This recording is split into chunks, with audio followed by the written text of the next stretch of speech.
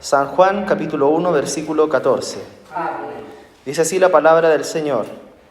Y aquel Verbo fue hecho carne y habitó entre nosotros. Y vimos su gloria, gloria como el unigénito del Padre, lleno de gracia y de verdad. Por la palabra del Señor somos bendecidos. El otro día meditaba en nuestro Dios y meditaba también en la Escritura, a propósito de que estamos aún en el mes de la Biblia, ya que septiembre no es solo el mes de nuestras fiestas patrias, sino que también nosotros, por tradición evangélica, celebramos el mes de la Biblia. ¿Y sabe usted por qué se le llama el mes de la Biblia? A ver si hay alguien que sabe. ¿Por qué se celebra el mes de la Biblia en septiembre? Yo no sé, pero me imagino yo que fue cuando fue traducida. Así es, porque en septiembre llegó la primera traducción de la Biblia, la que llamaba la Biblia del oso, porque tenía en su cubierta un oso que buscaba un panal de miel, como ese versículo que decía que la palabra del Señor es dulce como un panal. Entonces se celebra el mes de la Biblia y pensaba en que cuando nosotros decimos la palabra, ¿en qué pensamos? Y voy a hacer esta pregunta para que usted me responda. ¿En qué pensamos cuando se dice la palabra? En la Biblia, ¿cierto? Y pensaba justamente en eso, porque a veces, al amar tanto este libro tan maravilloso que tenemos, la Biblia, nos perdemos de vista del centro, del mensaje de este libro, la Biblia, el cual es Jesús. Jesús es el centro del mensaje de la Biblia y meditaba en esto y las meditaciones me llevaban a este versículo, el que dice, aquel Verbo fue hecho carne. ¿Por qué? ¿Por qué dice usted? Porque justamente esa es la meditación que me gustaría llegar, que el centro de todos, o el Verbo hecho carne, como se titula este pasaje, es Jesús de Nazaret. Lo más importante es el unigénito con Dios. Entonces, este versículo es uno de los versículos más lindos de la Escritura y me gustaría poder meditarlo junto a ustedes. Amén. La nueva Biblia viva, sabe usted que tenemos distintas versiones o traducciones, la Reina Valera, la nueva versión internacional, la nueva traducción viviente. La nueva Biblia viva específicamente dice, y la palabra, al referirse al verbo, y la palabra se hizo hombre y habitó entre nosotros y hemos visto su gloria, la gloria que pertenece al Hijo único del Padre, en el cual abundan amor y verdad. Amén. Y es que el verbo, esta palabra que inicia el versículo, es una palabra muy importante. Cuando se hablaba del verbo, uno lo entiende hoy como una acción, una conjugación. Sabemos que hay palabras en lenguaje y comunicación, nos enseñaban que hay palabras que son conectoras, las conectan o son artículos indicativos. Pero sin embargo los verbos esos son protagonistas en las oraciones, esos se conjugan en pasado, en presente, en futuro. El centro de la oración es el verbo. Para nosotros entendemos que el centro es el verbo, es aquello que tiene distintos tiempos y tiene acción. Pero sin embargo para los griegos, a quienes Juan escribía también, porque el Evangelio se escribió en su lengua nativa, en griego, hablaban del logos. Y el logos, al hablar de esta palabra, para los filósofos, esos hombres que han sido tan influyentes hasta el día de hoy en nuestras culturas, el logos era el principio de todo, el pensar, la razón por la cual se creaba todo. Entonces cuando Juan dice, en el logos se hizo carne, los griegos, los filósofos decían el logos, esa razón, ese pensamiento, lo que da inicio al mundo, se hizo carne. Y le llamaba inmediatamente la atención a los griegos. Pero para nosotros el logos, este verbo, es algo más maravilloso que solo un pensamiento. Este logos tiene que ver con el mensaje que Dios entregó a los profetas. El logos es ese Jesús, porque Jesús está en toda la palabra. Uno lo ve en Génesis, que uno puede decir, ¿cómo va a hablar de Jesús el Génesis?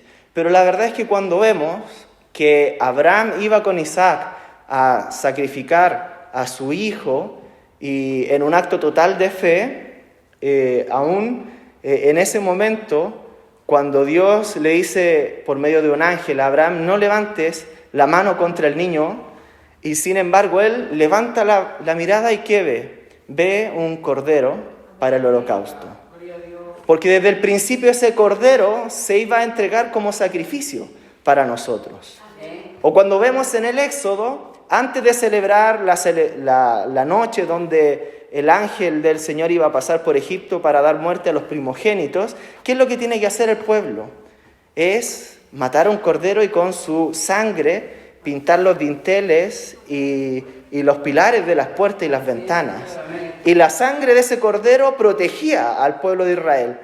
Y este es un simbolismo a la sangre del Cordero Jesucristo que se entregó por cada uno de nosotros.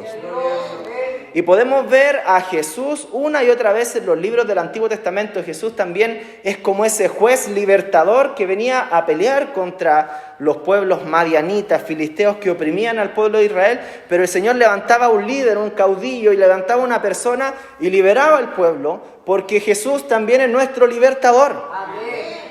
Pero también después viene la época de los reyes, y apareció Saúl, y apareció David, y apareció Salomón, y Jeroboam, y después se dividieron, y habían reyes buenos y reyes malos.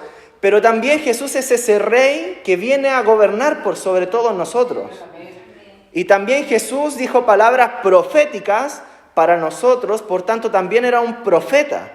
O sea que en todo el Antiguo Testamento vemos que de una u otra manera se habla o se personifica a la persona de Jesús.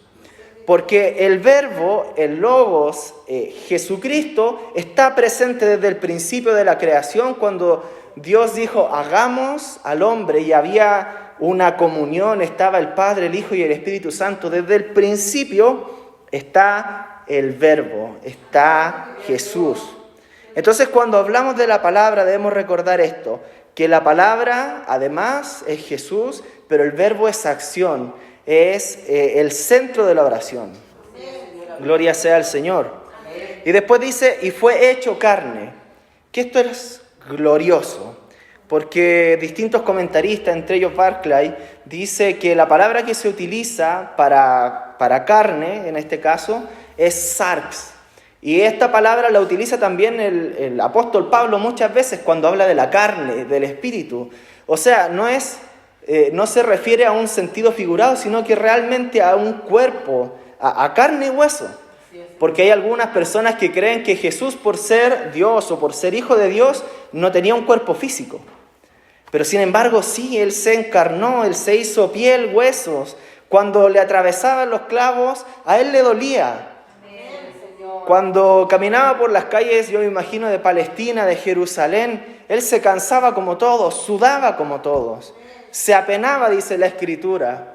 Él se hizo carne, Él se hizo humano. Y es una tremenda ironía que nos deja una enseñanza, porque en un mundo en donde todos quieren ser rey o todos quieren mandar, el que era Dios, el que estaba por sobre nosotros, se hizo humano.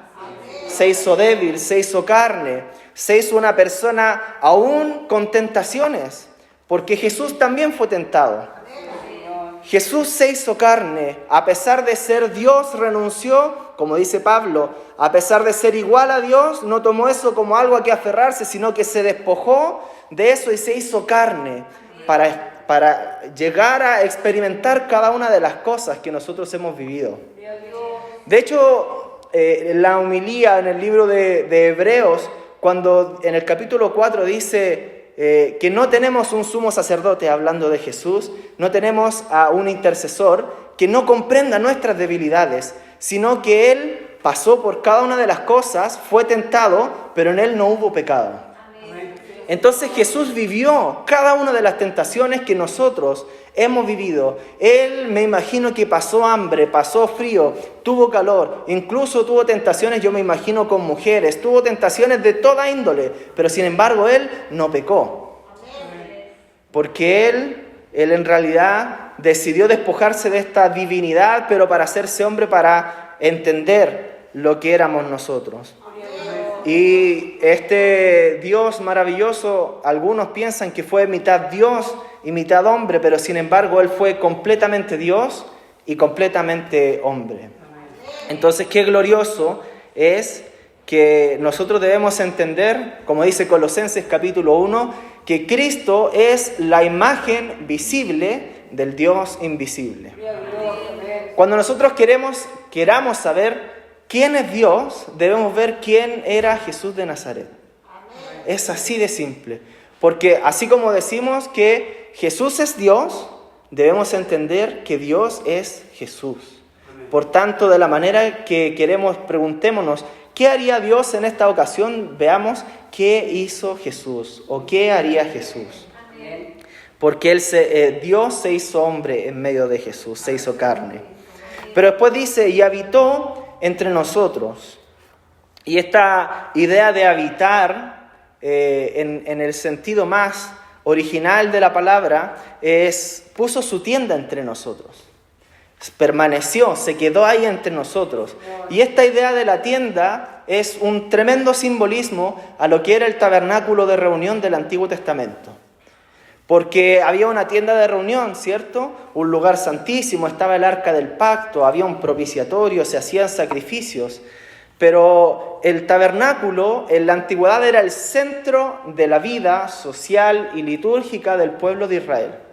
Era tan así que si usted ve en Números capítulo 2, se describe cómo se acampaban las tribus y estaba el tabernáculo al centro y 3 tribus estaban al norte, 3 tribus al oriente, 3 tribus al sur y 3 tribus al poniente. Todo el campamento se montaba alrededor del tabernáculo.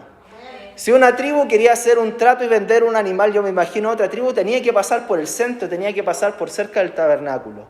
Y en más, una vez al año todos se detenían y era el momento de la expiación donde todo el pueblo veía que el sacrificio por el pecado de cada uno de ellos era aceptado. Entonces el tabernáculo era el centro de la vida de las personas. De tal manera que Jesús debiese ser el centro de nuestra vida hoy en día. Debiese ser el centro de nuestras decisiones, debiese ser el centro de nuestras relaciones, debiese ser el centro de cómo gastamos el dinero, debiese ser el centro de qué hacemos en el trabajo, debiese ser el centro de cómo le hablamos a nuestros hijos, debe ser el centro de cómo le hablamos a nuestros padres, de cómo tratamos a nuestro hermano e incluso de cómo hablamos con el indigente, con aquel que no es cristiano. Jesús debe ser el centro de nuestra vida. Y cualquier cosa en nuestra vida, cualquier lugar que le demos a Jesús que no sea el centro, será igual a que no le demos nada.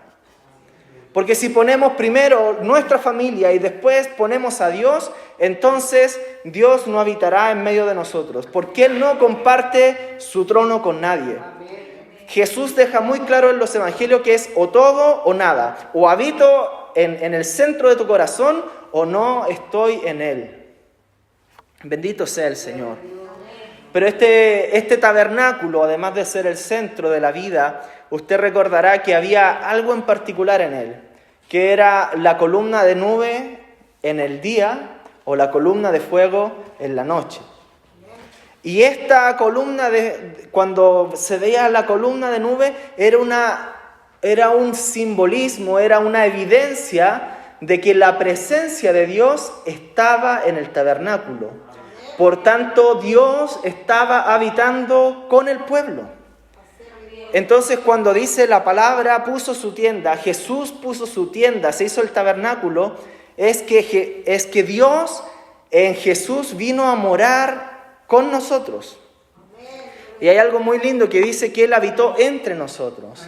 Porque Jesús, a pesar de ser Dios, y a pesar de que Él es Rey y nosotros podríamos adorarle, Él no quiso estar sobre nosotros, sino que dice que habitó entre nosotros.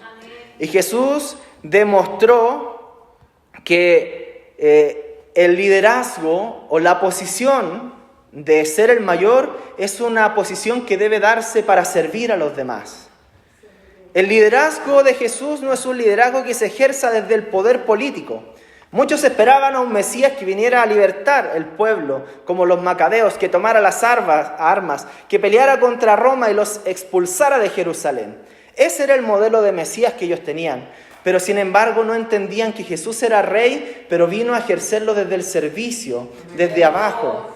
No se puso sobre nosotros, sino que se puso entre nosotros. Dice la Escritura, el mismo Jesús dice en Marcos capítulo 10, del versículo 42 al 45, dice: como ustedes saben, los que se consideran gobernantes de las naciones oprimen al pueblo y los altos oficiales abusan de su autoridad. Pero entre ustedes no debe ser así. Al contrario, el que quiera hacerse grande entre ustedes deberá ser el servidor. Y el que quiera ser primero deberá ser esclavo de todos. Porque ni aun el Hijo del Hombre vino para que le sirvan, sino para servir y para dar su vida en rescate por muchos. Entonces Jesús no solo es esta verdad, no solo es Dios encarnado, sino que habita, pero no para que le demos pleitesía, sino para Él servir. Y para darnos un ejemplo de que nosotros también debemos ser servidores. Por tanto, la iglesia que se parezca a Jesús debe ser una iglesia de servicio. Una iglesia que no le dé miedo compartir con esa mujer pecadora. Una iglesia que no le dé miedo compartir su pan con los hambrientos. Una iglesia que no le dé miedo tocar a los leprosos de esta época, aquellos que la gente expulsa y que los sacan de la sociedad. La iglesia de Jesús debe ser una iglesia que limpie los pies a aquellos que tienen su vida llena de suciedades. La iglesia de Jesús debe ser una iglesia de servicio. Gloria al Señor. Que el Señor nos ayude a ser esa iglesia de Jesús. Dice que habitó entre nosotros y vimos su gloria. Y me gustaría detenerme en esta idea de ver, porque para el evangelista Juan es muy importante la idea de ser testigos oculares de lo que se está haciendo. Si vemos Juan capítulo 1, dice: en el principio era Dios y todas las cosas fueron hechas y sin nada de Él fueron hechos. Y menciona la importancia de que todo está hecho. Juan capítulo 3, versículo 11, dice: de cierto te digo, que de lo que sabemos, hablamos. Para él es muy importante lo que estaban viendo. O el capítulo 6, versículo 69, dice: y nosotros hemos creído y conocemos que tú eres el Cristo. O sea, habla de la experiencia personal.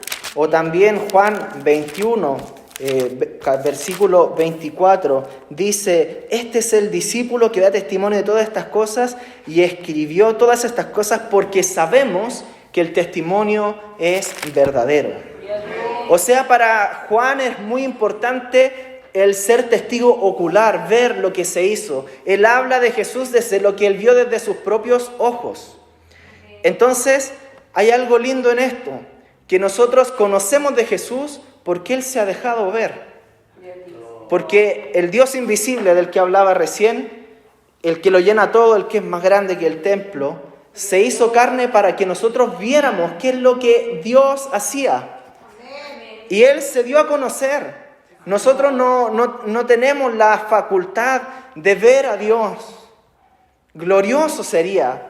Ni aun Moisés pudo. Cuando quería darse a conocer, o cuando Moisés le pidió: quiero verte, el Señor le dijo: verás solo mi espalda, porque no hay hombre que vea mi rostro y viva. Por tanto, lo que hemos visto de Jesús es solo porque Él se dio a conocer, porque Él se acerca a nosotros antes de que nosotros nos acerquemos a Él.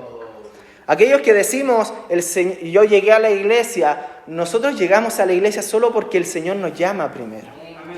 Porque el Señor nos está buscando, porque en toda la Escritura, en toda la historia, es Dios quien busca a los hombres. Es Dios quien le habló a Adán en el huerto del Edén cuando estaba escondido y le llamaba: ¿dónde estás?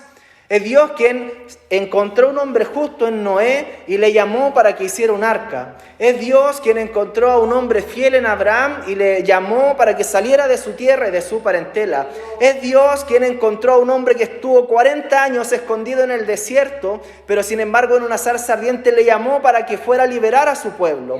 Es Dios quien se acerca a Josué y le manda para que lleve al pueblo a tomar la tierra prometida. Es Dios quien se acerca a Gedeón para que vaya a liberar al pueblo de los madianitas. Una y otra vez es Dios hablando al ser humano, no el ser humano hablando o queriendo acercarse a Dios, sino que Dios tomando la iniciativa. Si hoy usted y yo, hermano o hermana, estamos aquí, es porque un día Dios fijó sus ojos en nosotros y salió a nuestro encuentro. Nos llamó por nuestro nombre, nos dijo: María Elena, yo te amo, yo te necesito. David, yo te amo, yo te necesito. Pastor Nivaldo, yo te amo y te necesito. Porque el Señor sale a nuestro encuentro. Y eso es lo lindo. Y hoy podemos hablar de Dios porque hemos visto con nuestros ojos la gloria de Dios. Hemos visto nuestras oraciones respondidas, hemos clamado a Dios y hemos visto cómo Él provee. Hemos llamado, hemos tocado esa puerta y hemos visto en el nombre del Señor que se abre. Hoy estamos aquí porque hemos visto al Señor obrando con nuestros propios ojos. Y no contamos testimonios prestados porque nuestros padres, nuestros abuelos tienen lindas experiencias en el Señor. Pero nosotros también hemos visto lo glorioso del Señor con nuestros propios ojos. Gloria al Señor por eso. Y después dice, hemos visto su gloria. Y cuando yo estudiaba este texto y decía la gloria, ¿sabe que yo me imaginaba que significaba milagros o poder? O porque hay muchas partes en la Escritura donde habla de los milagros y del poder de Dios. Pero sin embargo, lo que Juan quería escribir es que vimos su esplendor. Y no habla de milagros, no habla de obras, sino que de esplendor, de belleza, de honra. Y pensaba en esto, porque nuestro Señor Jesucristo es glorioso, es esplendoroso, pero no por las cualidades naturales. Porque hoy en día nosotros vemos películas, a lo mejor en Hollywood, Jesús de Nazaret, y vemos a un Jesús rubio, blanco, alto, pero Él era un simple carpintero de la zona de Palestina, probablemente 1,70 m o menos, moreno, sin una apariencia. De hecho, el profeta Isaías dice en el capítulo 53, versículo 2, cuando profetiza acerca de Jesús, decía: no había en él en una belleza ni majestad alguna, su aspecto no era atractivo y nada de apariencia lo hacía deseable. Entonces, debemos recordar que Jesús era un hombre de carne y hueso natural. No había una belleza, no era Miss Universo, si hubiese estado ese concurso. Hoy en día Jesús no habría ganado Miss Universo o el Mister Universo, porque su belleza no era física. Pero sin embargo, vemos ese esplendor, esa belleza que relata Juan en las bellezas de la vida cotidiana. En que hoy, tras 20 siglos, recordamos las obras de Jesús, pero lo recordamos porque Él tenía esa belleza de compartir el pan con los pobres. Lo recordamos por esa belleza de perdonar a aquellos hombres y mujeres a los cuales todos apuntaban y condenaban, pero sin embargo Él perdonaba. Recordamos a Jesús por la belleza de que Él abrazaba a los que estaban excluidos. Recordamos a Jesús por la belleza de tocar a los que todos se estaban alejando de ellos. Recordamos a Jesús por la belleza de amar a los que todos habían rechazado.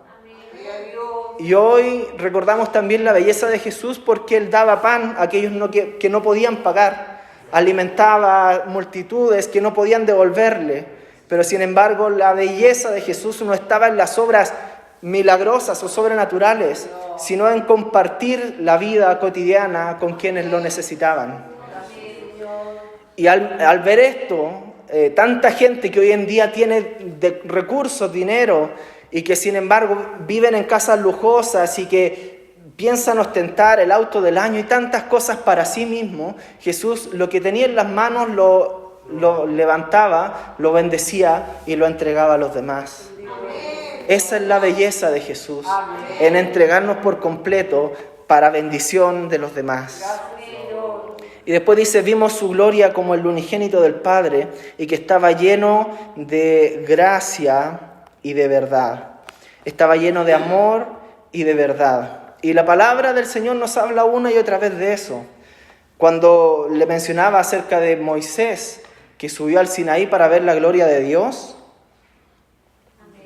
en Éxodo 34, versículo 6, el Señor cuando pasa delante de Moisés exclama, yo soy Jehová, Dios compasivo y misericordioso, lento para la ira y grande en misericordia y fidelidad. Entonces esta característica de amor y de verdad estaban constantemente. Hace unos días teníamos una escuela dominical en donde hablábamos del Salmo 115 que dice, la gloria, Señor, no es para nosotros, sino para tu nombre, por causa de tu gran amor y tu fidelidad. Entonces, las cualidades de la gracia, del amor y de la verdad o de la fidelidad están constantemente recordadas en el texto bíblico, asociados a que Dios está lleno de amor y de verdad. Y lo vemos esto en Jesús, que trataba a la mujer, por ejemplo, que fue sorprendida en adulterio, con gracia y verdad. Cuando yo me imagino que los fariseos buscaban algún motivo para hacer caer a Jesús y trajeron a una mujer para lapidarla, para lanzarle piedras hasta matarla, solo por hacer caer a Jesús. Y trajeron a la mujer que le dijeron, Señor, hemos encontrado a esta mujer en el acto mismo del adulterio. Según la ley dice que hay que lapidarla. ¿Qué dices tú? Y ocupaban la vida de una mujer, de un ser humano, solo para ganar una batalla teológica con un maestro. Mire la calidad de muchas veces de los líderes religiosos de la época. Pero ¿qué es lo que dice Jesús? Que estaba lleno de gracia y de verdad. Ocupa la gracia primero y le dice, el que esté libre de pecados que lance la primera piedra. Y uno tras otro se fueron alejando y dejaron a esa mujer sola con Jesús. Y ahí Jesús utiliza esta gracia y de verdad. Y lo primero que le dice a la mujer, ni yo te condeno, utilizando la gracia. Pero después utiliza la verdad y le dice, vete y no peques más. Porque el pecado no solo daña la vida, no solo es una barrera, no solo es algo evidente, sino que también es algo que nos separa del amor de Dios. Es algo que daña a nuestro prójimo. El pecado es algo que daña nuestra relación con Dios. Y tarde o temprano el pecado en nosotros produce dolor, amargura y aflicción. Entonces el sentido de decirle no peques más no es solamente para que se porte bien como una mujer ejemplar o en un sentido moral, sino este no pecar más es en realidad todo lo que te aleje de Dios y de experimentar ese amor que Dios tiene contigo, elimínalo para que tengas una relación directa con el Padre. Entonces Jesús estaba lleno de gracia y de verdad, decía las cosas con amor, pero también le decía la verdad a la gente. Y es que a veces cuando separamos esto, nosotros caemos en un problema, porque decir la verdad sin amor es crueldad. Pero al mismo tiempo, aplicar la gracia o el amor sin verdad es ser permisivo. Por tanto, la gracia y la verdad deben estar siempre unidas como la persona de Jesús. Vimos su gloria lleno de gracia y de verdad. Entonces, amados hermanos, cuando pensamos en la palabra, le quiero animar a que no pensemos solo en el texto bíblico, en la Biblia.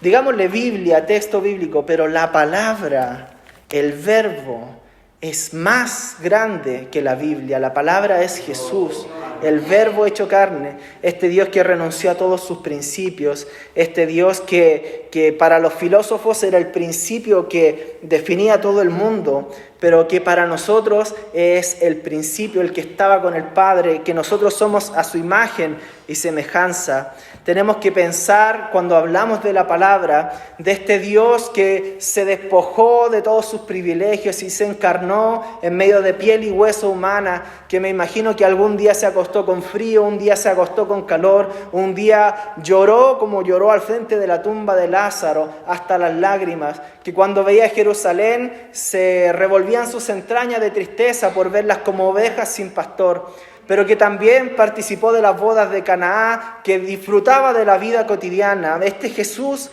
que se encarnó. Cuando pensamos en la palabra debemos recordar en que Jesús, que habitó entre nosotros, que se hizo como nosotros, no vino a ser servido, sino que para servir. Que Jesús ejerce su autoridad sobre el servicio y no desde el poder.